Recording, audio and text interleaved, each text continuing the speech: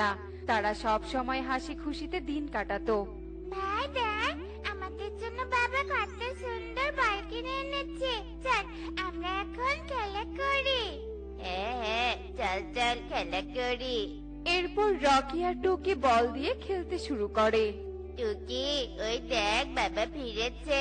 বাবা তুমি ইলিশ মাছ এনেছো? কি মজা কি মজা, আমি ইলিশ মাছ খাবো। তুই শুধু একে খাবে? আমিও তো খাবো, তাই না বাবা? আমি মাছের মাথাটা খাবো।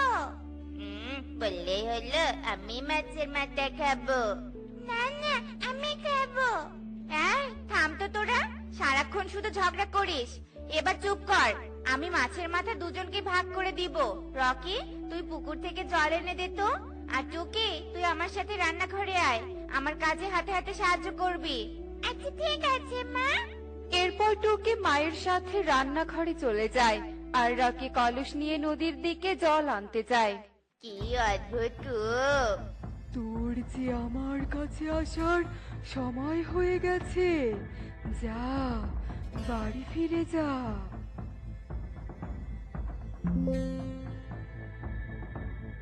টুকি, রকি, খাবার বেড়েছি, খেতে আয়। রকি, রকি, কি রে এভাবে ঘুমাচ্ছিস কেন? ওঠ, মা তো খেতে ডাকছে। কি রে? দূর, এত ডাকছে উঠছে না, মাকে গিয়ে বলি। কি রে, তুই একা এলি যে? রকি কোথায়? যে দেখো মা, রকি কেমন মায়ের মতো ঘুমাচ্ছে। ওকে কত ডাকলাম, উঠলোই না। পুকুর থেকে চালানোর পর থেকে শুধু ঘুমিয়েই যাচ্ছে। চল তো গিয়ে দেখি, ছেলেটার আবার জ্বর এলো না তো। রকি, রকি, এই রকি, রকি, ওঠ বাবা, তোর সব ইলিশ মাছ টুকি খেয়ে ফেলছে, তুই খাবি না? কি রে? মা, রকি তো উঠছেই না, এবার কি হবে? ও তো এভাবে কখনো ঘুমায় না। টনি, তোরা এখানে? আমার যে সর্বনাশ হয়েছে। কনক কাল থেকে ঘুমাচ্ছে, এত ডাকাডাকি করার পরও উঠছে না। আসার পথে দেখলাম বনের আরো অনেকেই নাকি শুধু পড়ে পড়ে ঘুমাচ্ছে। কিসব বলছো? দেখো না, আমার রকিটাও তো এভাবে ঘুমাচ্ছে। টোনা, আমার ব্যাপারটা স্বাভাবিক লাগছে না, তুমি এক্ষুনি ডাক্তার ডেকে আনো। এরপর টোনা ডাক্তার ডেকে আনে, কিন্তু ডাক্তার রকির ঘুম ভাঙাতে পারে না। এ ঘুম ভাঙানোর সাধ্য আমার নেই। জানি না বনের পাখিরা কেন এই ঘুম রোগে আক্রান্ত হচ্ছে। যদি এভাবে বেশি দিন সবাই ঘুমায়, তবে সকলেই কোমায় চলে যাবে। Mister Tona, I am sorry, আমি কিচ্ছু করতে পারবো না। এই বলে ডাক্তার চলে যায়। বনে যেন নিদ্রার কালো ছায়া ঘুরে বেড়াচ্ছিল। কেউ বুঝে উঠতে পারছিল না বনের সবাই কেন এভাবে কাল ঘুমে আচ্ছন্ন হয়ে পড়ছে। এদিকে ভাইয়ের এমন অবস্থা দেখে টুকি খুব কষ্ট পাচ্ছিল। আমি কিছু ভালো লাগছে না, ভাই কি আর কখনো ঘুম থেকে উঠবে না? রকি ভাই আমার, তুই ঠিক হয়ে যা ভাই, আমি তোর সাথে আর ঝগড়া করবো না। বিধাতা, তুমি আমার ভাইকে ঠিক করে দাও। আরে, দূরে উঠে আবার কি জলজল করছে? দেখে তো মনে হচ্ছে কোনো কুয়ো। গিয়ে দেখি তো কুয়োর কাছে গিয়ে। টুকি কুয়োর কাছে এগিয়ে যাচ্ছিল, এমন সময় কোত্থেকে এক পরী উড়ে এসে টুকিকে সেখান থেকে নিয়ে চলে যায়। ছাড়ো আমাকে, কোথায় নিয়ে যাচ্ছ? আমাকে ছেড়ে দাও। এ কি? এ তুমি আমায় কোথায় নিয়ে এলে? আরে কি সুন্দর দুটো বাড়ি, ময়ূর পাখার এমন দুই বাড়ি আমি আগে কখনো দেখিনি। তুমি কি দুষ্টু পড়ি? তুমি ইচ্ছে করে আমাকে এখানে ধরে নিয়ে এসেছো? আমি তো তোমার কোনো ক্ষতি করিনি, তবে তুমি আমাকে কেন এখানে ধরে নিয়ে এসেছো? আমি বাবা মায়ের কাছে যাব। চুপ, একদম চুপ। তোমায় যদি আমি কুয়োর সামন থেকে না নিয়ে আসতাম, তবে তুমিও তোমার ভাইয়ের মতো কাল ঘুমে যেতে, বুঝেছো? আমার ভাই কাল ঘুমে আছে, তুমি কি করে জানলে? আর কুয়োর কাছে গেলে কেন ঘুমিয়ে যেতাম? আমি সব জানি। তোমাদের বনের পাখিরা ঘুম রাজ্যের দৈত্যের শিকার হয়েছে। তুমি যে কুয়োটার কাছে গিয়েছিলে সেটাই হলো ঘুম রাজ্যে যাওয়ার পথ। ওই কুয়োর কাছে যদি কোনো পাখি যায় তবে সে পাখির আত্মা ঘুম রাজ্যে চলে যায়, আর পৃথিবীতে শুধু তার শরীর পড়ে থাকে। তাই তো বনের পাখিরা ঘুম সাগরে তলিয়ে গেছে, 100 টাকার পরেও উঠছে না। কি সাংঘাতিক ঘটনা! কিন্তু তুমি এত সব জানলে কি করে? আমি হলাম ঘুম রাজ্যের পরীরানী।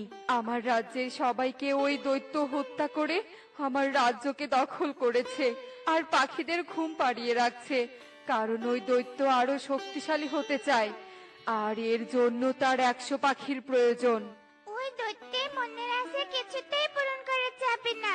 ঘুম পড়ে ওই দৈত্যের হাত থেকে বনের পাখিদের মুক্তির কি কোনো উপায় নেই? কি করে সবার কাল ঘুম ভাঙবে বলো? ঘুম রাজ্যের ভেতরে এক আজব লাল রঙের ছোট্ট পুকুর আছে। ওই পুকুরের জল ঘুম রাজ্যে থাকা ঘুমন্ত সব পাখির আত্মাদের মুখে ছিটিয়ে দিলেই সকলে ঘুম থেকে জেগে উঠবে।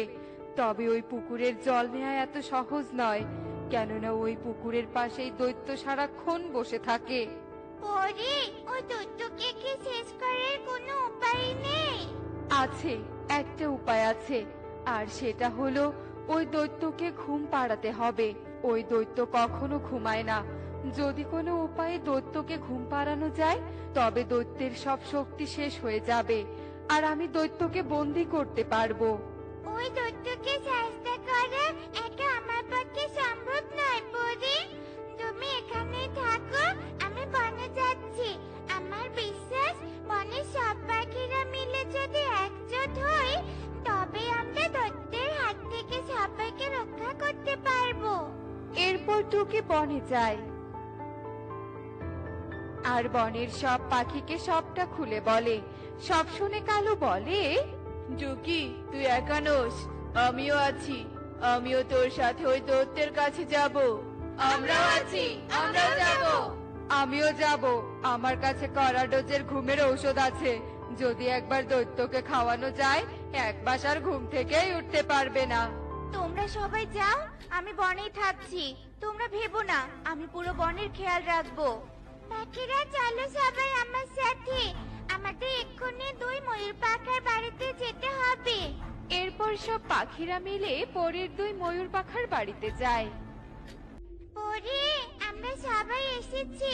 আমরা সকলে মিলে ঘুমরাজ্যে যাব। তুমি আমাদের ঘুমরাজ্যে যাবার ব্যবস্থা করে দাও। এরপর পরে ময়ূর পাখার ঘরে যায় আর 2 ঘর থেকে 2টো লাল নীল সুতো এনে দেয়। তোমাদের কৌশলে এই লাল নীল সুতো দিয়ে ওই দৈত্যকে বেঁধে ফেলতে হবে, নয়তো তোমরা ওই দৈত্যের সাথে পেরে উঠবে না। এবার আমরা সকলে কি করে ঘুমরাজ্যে যাব? তোমরা সবাই চোখ বন্ধ করো, আমি মন্ত্র বলে তোমাদের ঘুম রাজ্যে পাঠাচ্ছি। ওই তো আমার কনক। ওটা তো মনে হয় কনকের আত্মা। কনক, কনক, ওঠ বাবা, ওঠ। দেখ, আমি এসেছি। ওটা রাখি, রাখি, হ্যাঁ রাখি। এ কি তোরা? কে তোরা? এসে যখন পড়েছিস তবে এবার তোরাও ঘুমিয়ে যাবি। তার আগে আমরাই তোকে শেষ করে দেব। সবাই লাল নীল সুতো দিয়ে দৈত্যকে বেঁধে ফেলো। এরপর সব পাখিরা মিলে দৈত্যকে বেঁধে ফেলে, আর ডাক্তার পাখি ঘুমের ঔষধ দৈত্যকে খাইয়ে দিতেই দৈত্য ঘুমিয়ে পড়ে।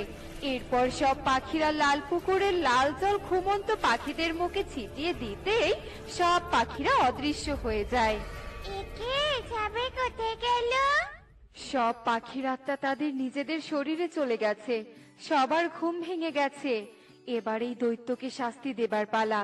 সত্যি তোমাদের সকলের ঐক্যতা ও চেষ্টার ফলে আমার ঘুম রাজ্য দৈত্যের হাত থেকে রক্ষা পেল। এবার আমরা বনে ফিরে যেতে চাই পরি। সবাই চোখ বন্ধ করো, আমি তোমাদের বনে পাঠিয়ে দিচ্ছি।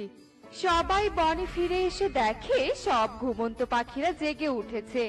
এ দেখে সবাই আনন্দে মেতে ওঠে। তো বন্ধুরা, দেখলে তো একতার জয় সব সময় হয়। এজন্যই তো বলা হয় একতাই বল। এমনই সব মজার মজার শিক্ষণীয় টুনি পাখির গল্প দেখতে আমাদের সাথেই থেকো। আর গল্পটি কেমন হয়েছে তা কমেন্টে জানাতে ভুলো না কিন্তু। Bye bye.